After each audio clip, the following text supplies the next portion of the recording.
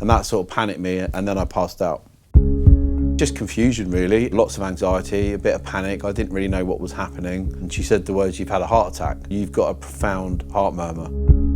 So I went into hospital and I was pumped full of antibiotics. I didn't leave that ward for 7 weeks. When you are on your own in hospital at night and the lights are off, you know there's someone out there thinking of you. Just go to your GP and ask for a stethoscope check. Mine took 15, 20 seconds. They found it, and then guess what? I'm able to live my life. Hello, it's Michael George of Sages Healthcare Consulting, and this is the Pioneering Patient Podcast in collaboration with Heart Valve Voice, the UK's dedicated charity for heart valve disease.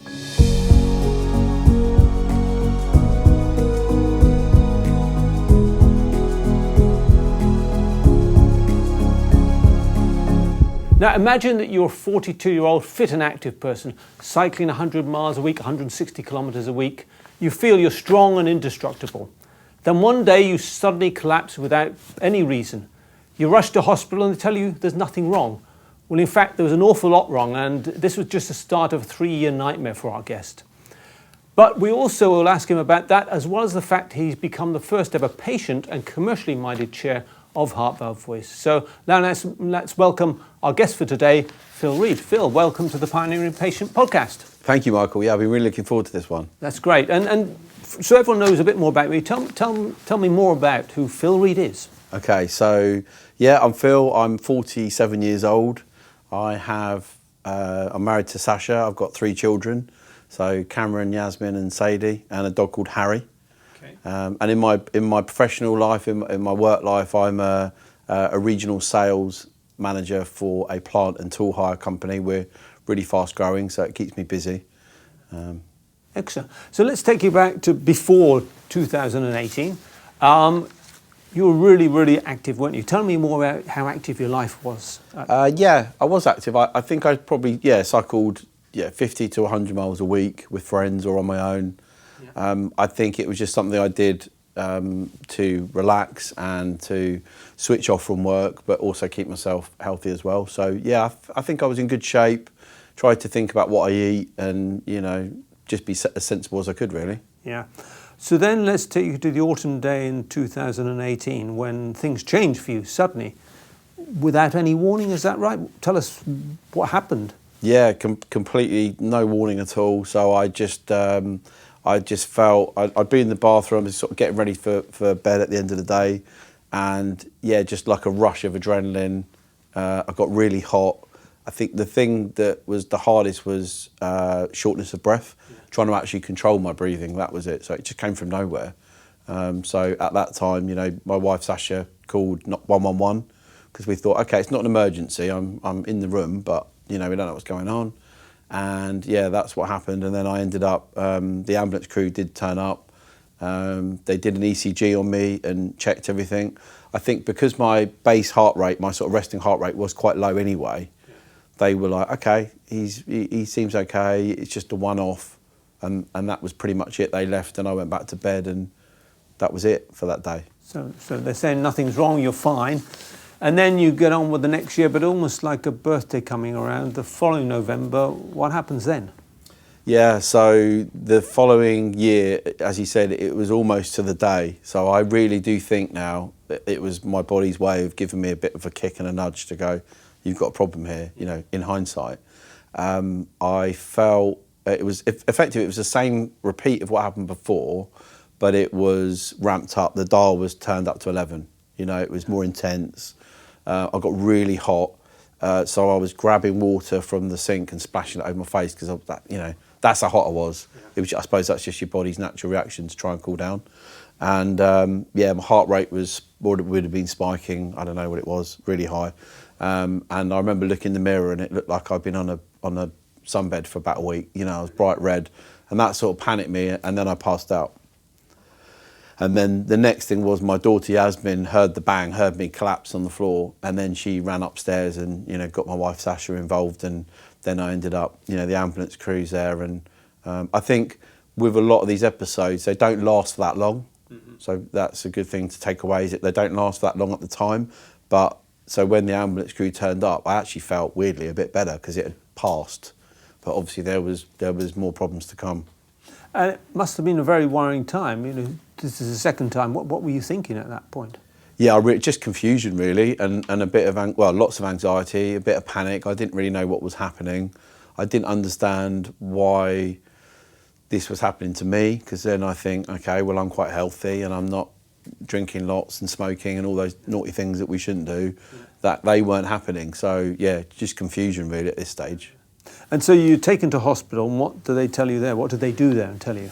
Yeah, so the second time I went into hospital, Sasha was there, my wife, and luckily my parents were out for dinner locally, so they came in. So there was like the four of us sitting around, and you know, you're waiting for the results. And then the doctor came round, and the A&E doctor said, look, you know, we've got your blood results and your troponin levels, well, which is like an indicator to see whether you've had some form of heart issue, were through the roof. And she said the words, you've had a heart attack. Yeah. And that was shocking, because I think no one wants to hear that. I wasn't as educated as I am now about it, or what that actually meant. All I thought was, that sounds really bad, and I can't believe that's happening. It was probably harder for my wife and my parents to hear that, because I think they weren't expecting it, so it clearly came out of nowhere. Yeah, but had you had a heart attack? Actually, no, I hadn't. No, and later on down the line, I found out that wasn't actually the case. Yeah. So it was almost a false diagnosis, which led to a lot of stress and a lot of anxiety. Yeah. So what came next? You weren't getting quite the diagnosis you wanted. So what? Well, I ended up in hospital. So they kept me in for like 3-4 days. Yeah. I had every test they could give me, so loads of echo scans, which is like a baby scan, you know, on my chest. And they gave me an angiogram, which is where they put a camera, goes through your wrist, and they had a look through and check the heart. And really, I suppose they're looking at me, and I'm sitting on this ward, and I'm sort of like, I'm half the age of the average patient, so that felt strange. I definitely felt like I wasn't supposed to be there. I think that's probably what hit me the hardest. And I'm looking at these other people thinking, I don't know what I'm doing here. And I don't think they did either. I think that was the point. I didn't fit the profile. There's nothing in the family. You know, I have a relatively healthy lifestyle, so they're probably thinking, I don't know what's going on here. So I was there for 4 days, felt like the clock was ticking, and then I got discharged. But when I got discharged, I just had this real need that I needed to get an answer, because I didn't get one. Yeah. So I wanted to know what the answer was. Yeah. So what did you do about getting that answer? You had to take your own action, didn't you? Yeah, I did. So it took a little while. It probably sunk in for a few weeks, and then I was like, right, I'm just, you know, when you know, like, you follow your gut, and it was really a gut feeling, and I was like, there's something like fundamentally wrong here. I need an answer. So what I did was I paid for a private consultation, which was the best, you know, amount of money, 250 quid, I think it was, the best 250 pound I've ever spent, because guess what? I got an answer straight away.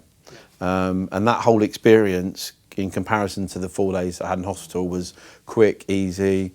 The cardiologist sat down with me, they understood the story, they actually took time, rather than them feel like they were ticking some boxes. He actually tried to get under the skin and was like, what's going on here? He was great, and he literally listened to my heart with the stethoscope, you know, an old school stethoscope, for probably about might not even be 15 seconds, but call it 15 seconds. He listened to my heart, and he said, the words he said were, you've got a profound heart murmur. Yeah. And I sort of knew what that meant, but then my next question was, well, okay, what's next? Yeah. So it was a real, you know, memorable moment that had lots of implications. And what diagnosis did he give you at that point? Well, all he really said at that point is, look, it sounds like you've got a leaky heart valve. Yeah. So you're going to need some form of intervention. Yeah. I would recommend you go to NHS. And I was like, okay, fine. And this was in timeline, this was like February 2020. Yeah. So it was like, okay, fine. And he said, I think I can do like 4 tests on you that will rule out this thing, this thing, this thing. That's what we're going to do. So I walked out of the private hospital with feeling so much relief, and it was more for Sasha as well, because we actually knew what the problem. We knew we had to face something down the line, but we knew what it was. And at this time, had you ever heard of heart valve disease or heart valves at that point, or was this all new to you? It was all new. I think I'd obviously done a bit of research, but it's hard to research when you don't know what you're actually looking for. isn't it? So I probably got loads of mixed messages. I probably went down some rabbit holes that I didn't need to go down. And I couldn't really find the answers I needed at that point. So this is, as you said, February 2020, and about 4 weeks later, the world changed and the country changed and COVID came. And how did this impact the next steps in the process? Because you've collapsed, you're pretty ill. How does COVID impact you?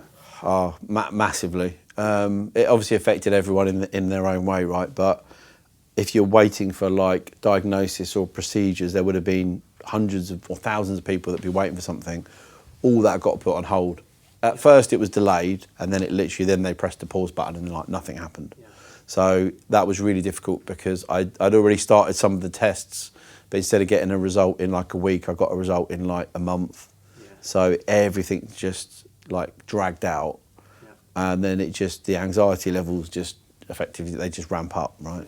And you just start worrying because you're like, instead of waiting a week for something, you're waiting a month, and you just put your life on hold because you just don't know what's happening. And you got the diagnosis, but you needed to go back to the main hospital for them to tell you exactly what you have and what are the next steps. And that was delayed as well, or what was happening with that? Yeah, it was delayed. I think had COVID not arrived in the March, I probably would have been, because of how serious the regurgitation it's called. So it's how much blood's leaking back out of the heart through the valve.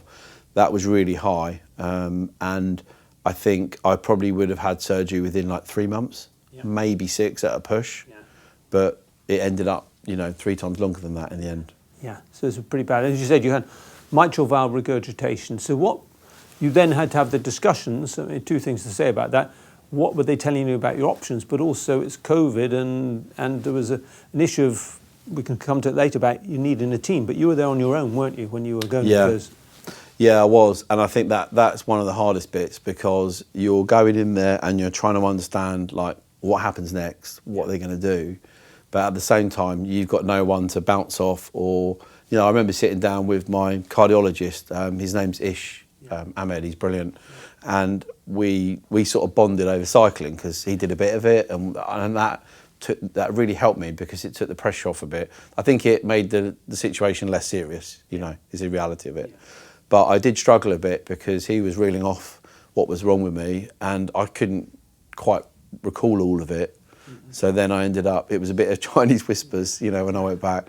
But we got there in the end, but I think it was difficult. In the end, actually, I did record, I asked permission, I just recorded some of the meetings, because then I was actually able to replay it back, and that really helped massively in the moment. And so what choices were you given over your treatment? What did you decide there? Well, it was actually quite easy because I was relatively healthy. I was healthy, at that point, in relative terms, and I was classed as being able to have mitral valve repair.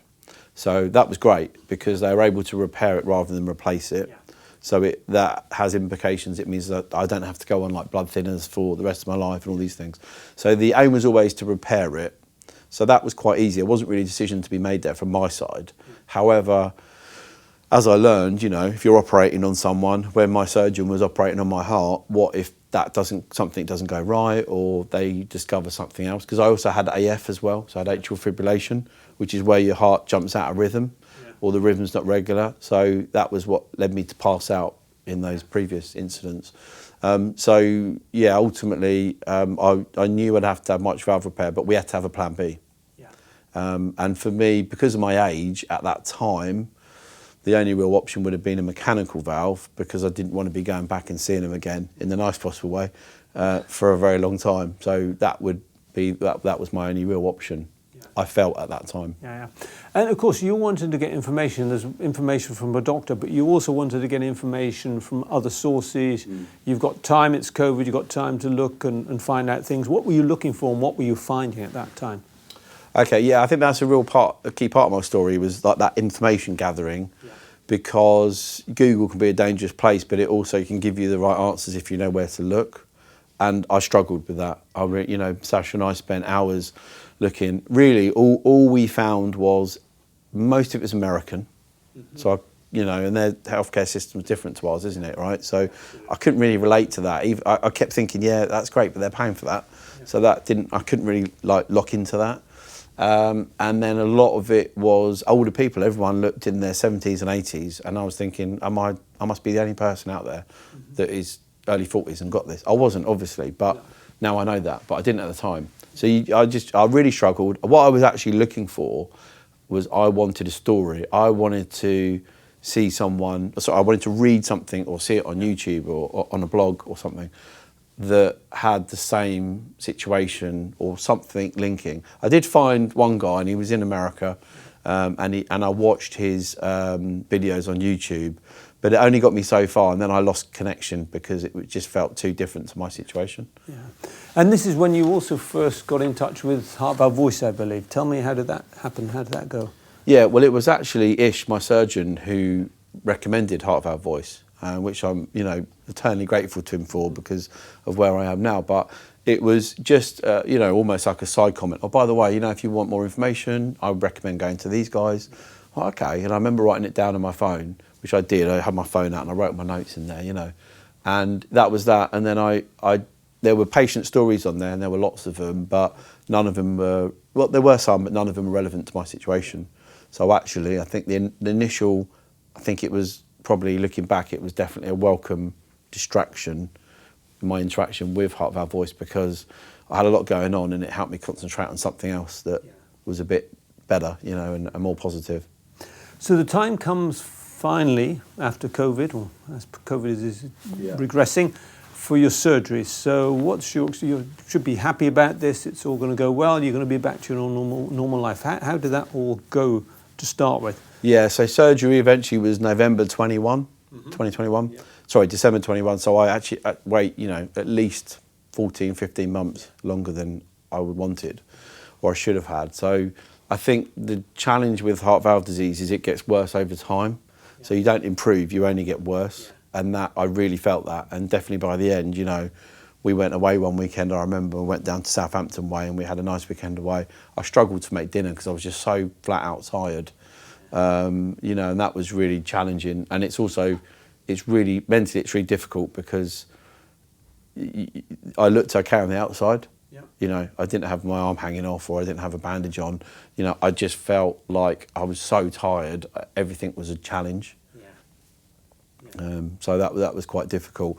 But the surgery was December 2021, and actually it all went to plan. I was in there a bit longer than I thought. I was in there for 8 hours, so it's a long surgery. Obviously, the longer you're in there, the longer the recovery time. And I felt a bit of that.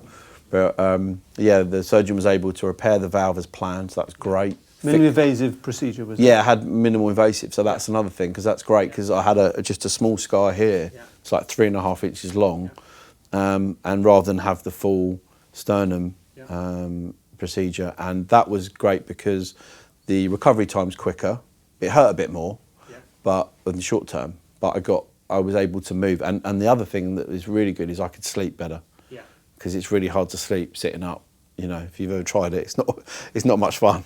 So I was able to lie on my side, and that massively helped my recovery, which meant I could get back to a decent place. So I was in Brighton Hospital. They were fantastic. The best care I can imagine. 4 days I was in there. It was really good. And then I got back home just before Christmas. So then I had like a 2-month slot time period where I was recovering. So away from work, just full recovery mode. And you thought you were recovering, but it wasn't quite going as you'd like, was it? You was almost feeling worse than before. Yeah, definitely. I mean, the first, I think it's 2 phases really. First phase, maybe the first month, you're recovering from I didn't feel any pain as well. So that's the amazing thing, with surgery, the team are so clever at managing your pain. So I never actually had any pain at all with heart surgery. Not one incident of that. I had discomfort, and I had, pipes coming out of me, and they hurt a bit when they were taken out, things like that, but it's all temporary. So I think the first part of it was okay. I felt, I've just had surgery last week, so I'm going to feel a bit rubbish. But I sort of got to a point midway, and when you have surgery, you get like a rehab program, and I was like a real good student. I'd follow it to the T. I'd tick it off as I did it. I really stuck to it because I thought, well, it's there for a reason. I've got to do something. And also it keeps your mind active, right? So I did that. I followed the plan.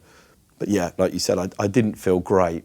And at the end of it, I read a lot of stories about how people feel so energised and they want to get out running or on their bike and stuff. And I was thinking, I'm so far away from this. Like, I didn't know whether something was wrong at that point. I just thought it was taking longer than I'd hoped to recover. So what symptoms were happening and where did that take you? Just really, I think just feeling run down and tired and just like washed out is probably the best word I would use to describe it. I felt completely washed out and it never really changed. And then what actually triggered it was I went to see my surgeon for my so you have a 6 weeks checkup after surgery, and it was actually 8 weeks because of Christmas and stuff. And when I went into the heart clinic in Hove, my nurse came over and she said, "Oh, you know, or pre-op nurse said, how you feeling?" And I was like, "Do you know what, actually, I feel pretty rubbish." I said, "I really don't feel great." And she was like, "Okay, well, tell you what," she said, "hold on," and she went off and she came back. And then she gave me like a blood test docket, a slip, and said, "Look, get a blood test done." So I had my, meeting with my surgeon, that was considered, but everything was okay as far as the numbers and everything were fine.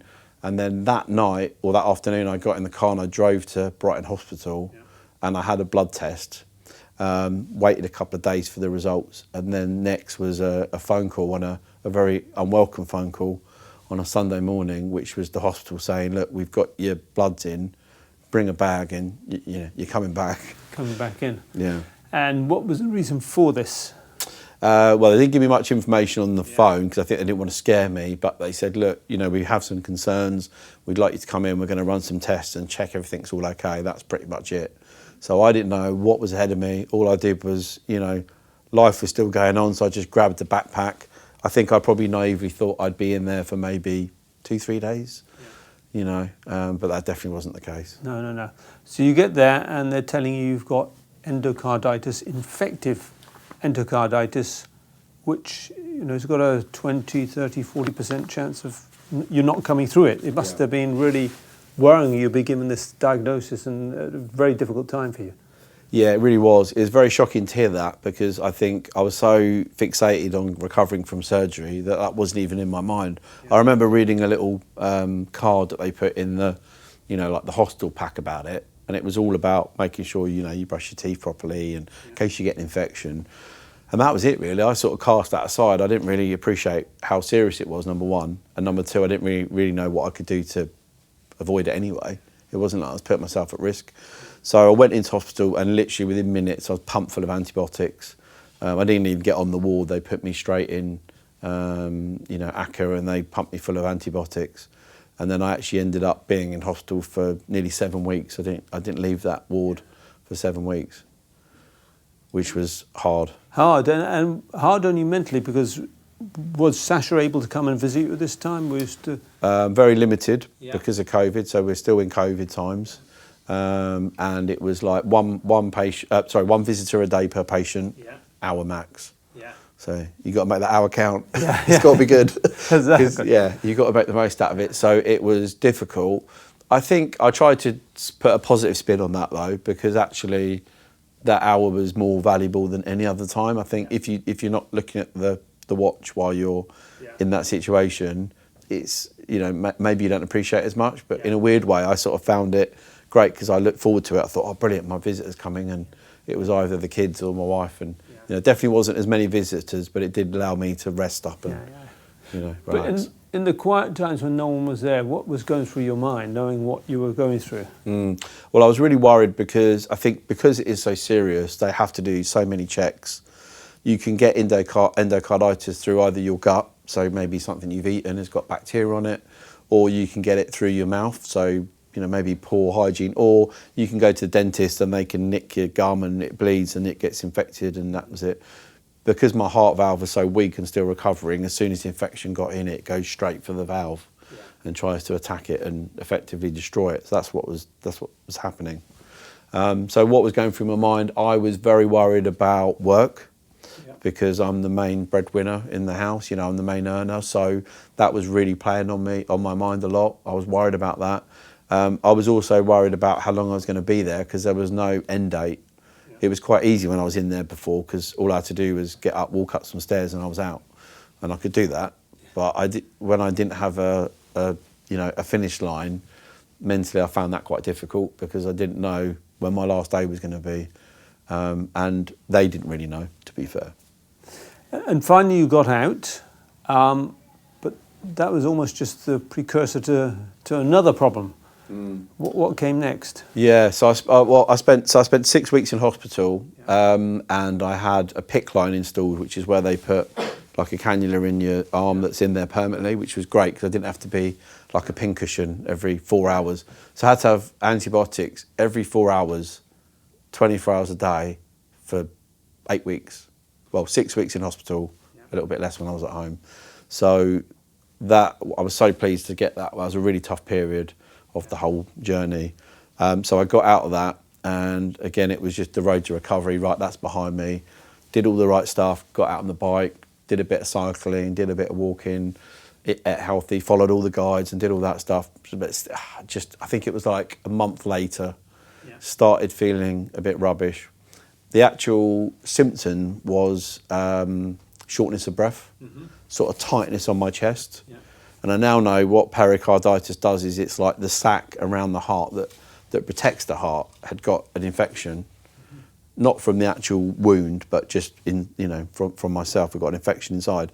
And then what that does, that swells up, and then it makes, your chest hasn't got much space or your lungs don't have much space to breathe. So I felt short of breath really, really bad.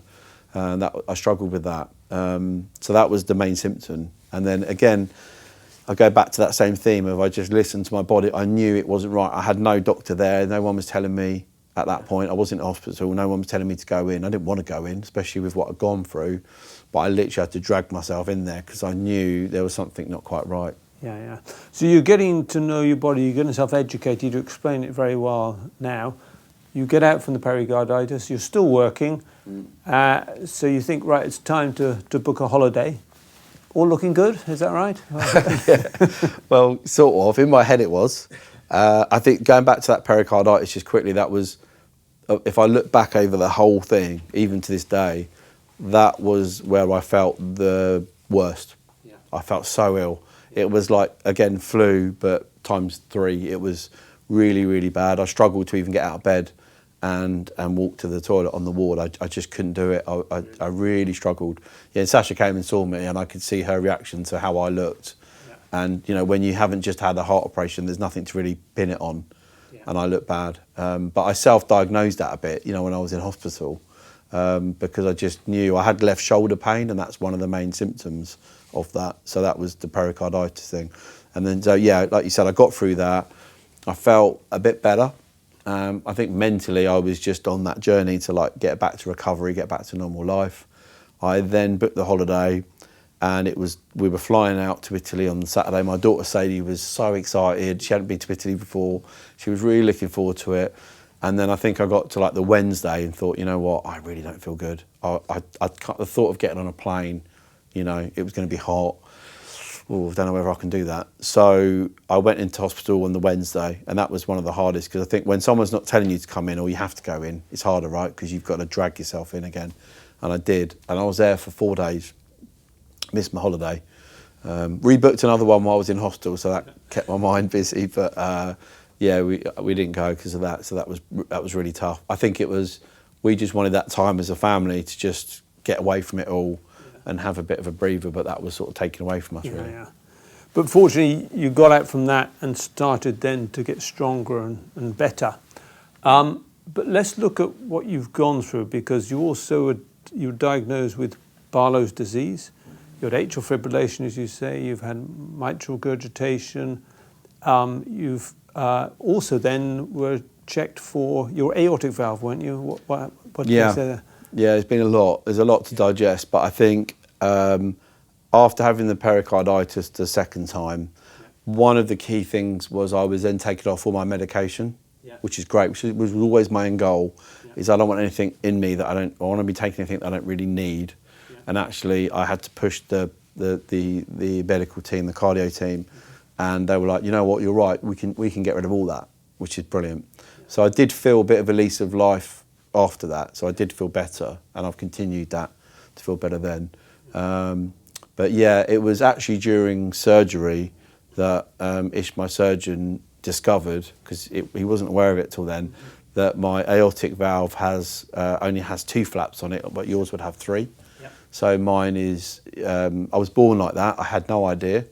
It can be passed down, and I didn't know that. And also, they didn't have time while they were repairing all the other things they had to do to fix that at the same time. So I was then told about that after surgery. Yeah. So it's something you've got to keep an eye on in the future. Yeah, I have an annual echo. I had one about 2 weeks ago, and it was all good. So that's great. But yeah, it's always in the back of my mind because it's there. Yeah. I could live out my days, no worries, or it could happen next week. I don't know, but I think I just stay positive and focus on the here and now. And of course, you've learnt so much. That's been important and helps you for the future, doesn't that? Knowledge and gaining that knowledge is really key. Yeah, it is, because it helps you understand things, but also there's only so much you can control. I can't control a lot of it. Yeah. So I think you get to a point where you have to go, okay, I know all this stuff over here, that's great, but it doesn't change the end result really. It might change how I approach things or what I'm told by a doctor. I can then go away and go, actually, he or she said they actually meant that. Yeah. That helps, but it doesn't change like the outcome. No. Of course not. And you also learnt that Barlow's disease and bicuspid aortic valve are hereditary. So have you done anything about that? Yeah, I have, and that was probably that. I think emotionally that was one of the hardest things, because I was so used to it containing it all within me and my world and in my mind, and trying to limit what gets pushed out to the family to a certain degree. I think COVID actually did help that. If they'd have seen me at my worst, then it probably would have been harder for them, but they didn't get to do that. So I think that's probably one of the benefits. But yeah, so my surgeon said to me, look, I need to let you know about this. It is hereditary and it could be passed down. Yeah, that was pretty tough, because then you have like emotions of like, guilt. Yeah. Oh, that's going to happen because of me. And, if anything, if she has to go through surgery, that would be really difficult. It's easier when it's me, but no one wants that for their children. But we just went with it. We stayed positive. We spoke to Sadie about it and explained it. She was like 8 at the time, but she got it. She was good. She was really good. And then we got her booked in for an echo scan. Yeah. We had to push it, so we had to give it the system a bit of a kick to get us in there quicker. Which we did, and we kept on at them and we got it done. And that whole experience was fantastic. It was brilliant. They were really good. The doctor was so sympathetic to the situation, and he was looking for the Mercedes sign, the 3 lines on the valve. Perfect. It was all okay. Fantastic. So that's a relief for you, but we talked about this is such a physical challenge for you, all the things you've gone through, but also it must have been a big emotional and mental challenge for you. Yeah, it was. I can't underplay that enough. It was such a big challenge. I think when I was in hospital, the challenge there is you've got too much time on your hands. So what do? You think, right? And I was thinking too much. I was probably overthinking some things. I got better in the end. I thought, well, I can't control it, so I just roll with it. So yeah, it was really tough. I think I couldn't have done it. I'd like to think I couldn't have done it without the family and, Tasha, my wife, the kids. My wider family was so supportive in every possible way. And what that does is when you are on your own in hospital at night and the lights are off, there's someone out there thinking of you. And that's really powerful. That got me through a lot of it.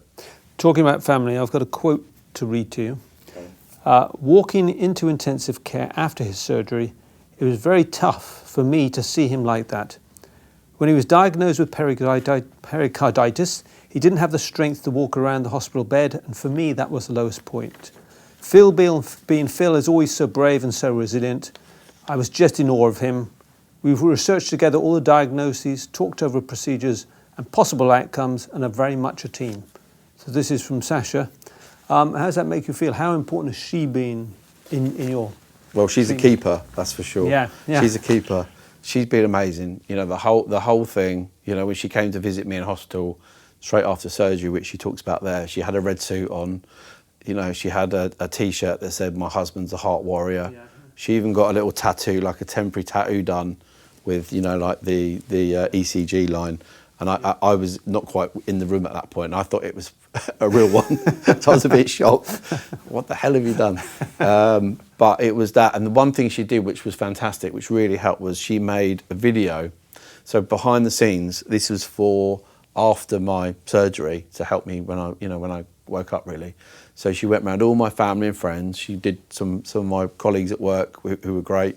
She went to Heart Valve Voice. They were pretty sneaky, Yeah. They didn't tell me anything about it. So I've got some nice quotes from the chair then, and Will and Callum and all the crew, and that was great. And then I got that video, and it was so emotional. But actually, it really did give me that pickup when I might have put on a brave face, but I was really low. And it just boosted me because, like I said earlier, it makes you feel that you're not alone. Yeah. And that team's important, your children, even the dog, all this has been part of your team, hasn't it? Yeah, and the dog's great because it's an excuse to get out. And that was part of the rehab, is to get out, get some fresh air. It's quite easy probably to feel sorry for yourself and to think, okay, I'm just going to watch telly all day, but I had to sort of look at my watch and go, actually, right, now I've got to go for a walk now.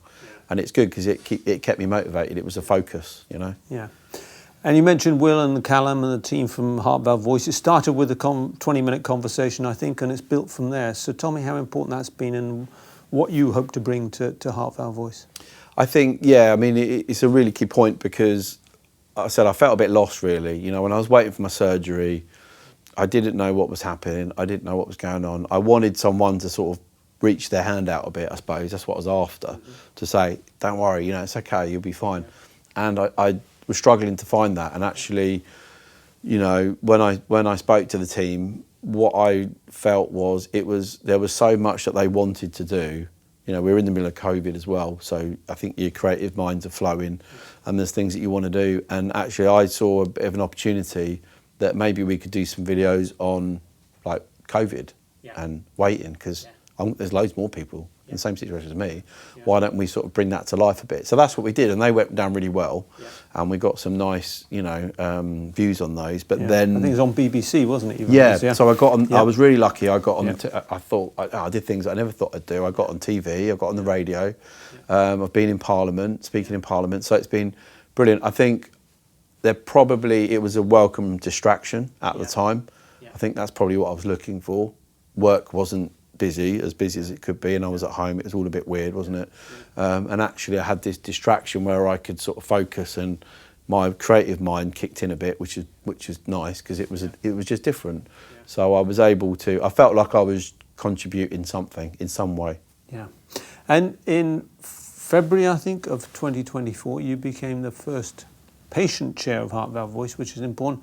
But also, as I mentioned before, you're the first with business commercial experience, and tell me more about that and how important that has to be. Well, before that I became a trustee, and that was a fantastic honour to do that because, and again, I never had this in my. I like to plan things out. I've got goals in my head, and this was never a goal. So the fact that it came so quickly was great. What it did is it enabled me to bring in a bit of like my work, sort of commercial sales experience. To the fore, really, and then when I became the chair, that was such an honour to do that, and it's one of my proudest achievements, without a doubt. But what I wanted to do was to sort of bring in the patient's voice is what we talk about, and I think everyone can relate to that because not everyone wants to talk about it like I do. Some people don't; they want to suffer in silence. Some people want to be private and do it behind closed doors. And whatever you do, that's fine. But I think it's good there are people that need to hear the stories, and I think they need to understand the reality, particularly people in governance or in the NHS. They need to understand the impact that it actually has behind the scenes, because they won't see that. If you're in a consulting room for 20 minutes, you don't see all the carnage that's happening back at the house, do you? So I think that was something I wanted to bring in, is that sort of voice of the patient, so that we can actually have something tangible that we can actually push out. Yeah. And why is your commercial experience important in a charity? Because you think it's not a commercial organisation, is it? But why is that important for any charity? It's a tricky one. That initially I struggled getting my head around it, just because I'm used to being in sales and selling a product or a service, and it's there's something there that I can show people. And with a charity, it's a different mindset. But what I've learnt now is, every charity has a great purpose. It doesn't matter what it is. You can try and find a bad charity, there isn't one. But they've all got a great purpose, but they also, I think, they can't achieve what they want without some sort of funding. Everything costs, whether it's people, whether it's time, whether it's assets, it all costs money. And I really found that with Heart Valve Voice. I mean, when the team laid out their plan for the year, I was like, wow, that's a lot. It's like international travel, conferences, parliamentary trips, all these events, heart testing events out all around the country. Thinking, who's paying for this? Like, where the hell's his money coming from? And it was there, but they were so thinly spread that I felt that when we all felt we couldn't achieve what we want. We're never going to achieve all that if we don't have the funding. So I think, I know now that the team have got that. We've worked together, everyone's worked really hard on it, and Will's led that as the CEO of the charity, because what he's done is he's been able to, I sort of created it and said, there you go, this is your full-time job, you do it. And he went off and did it, and he did a brilliant job at doing it. And what it's done is it's opened our world up to, new sponsors, new supporters, and new audiences as well. Yeah. Right? And so there's a financial side which allows Heart Valve Voice to achieve things. What things can they most be proud of, would you say? What are the key achievements you've seen up to now?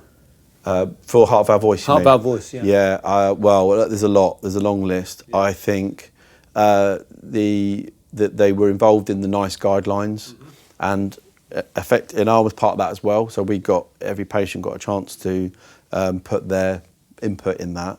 And what was really good about that is now being used. Yeah. It's actually out there. It's a guideline, and we help shape it, which is fantastic.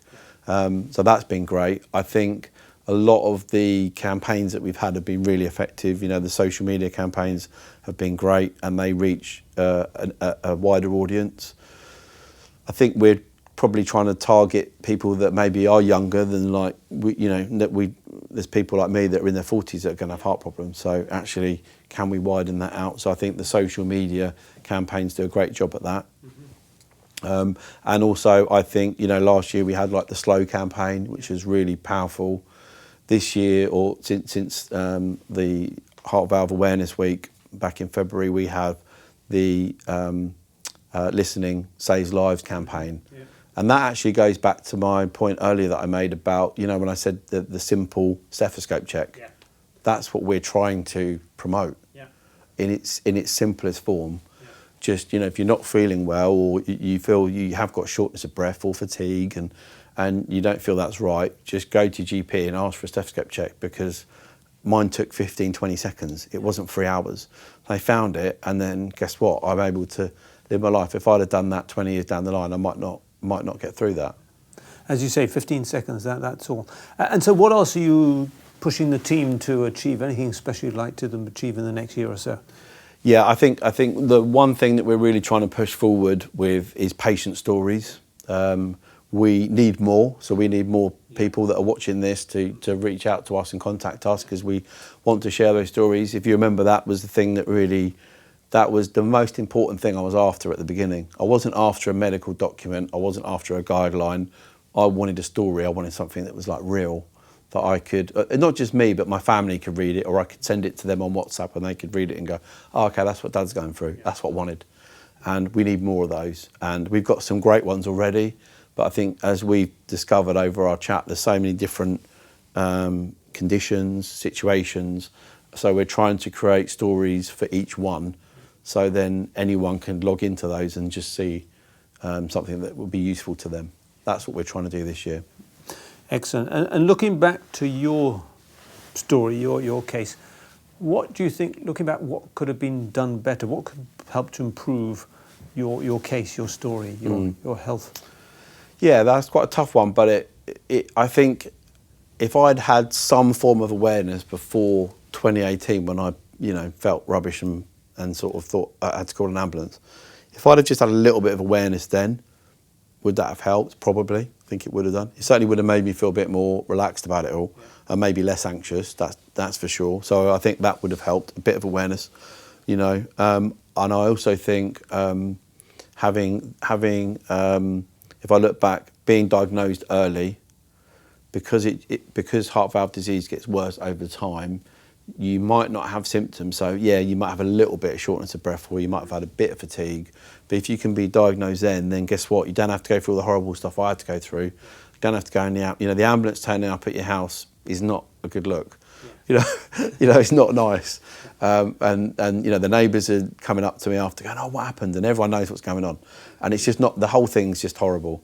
They make you feel as good as you can, but it's not nice, and it creates a lot of pressure, and it's costly as well, right, to the NHS.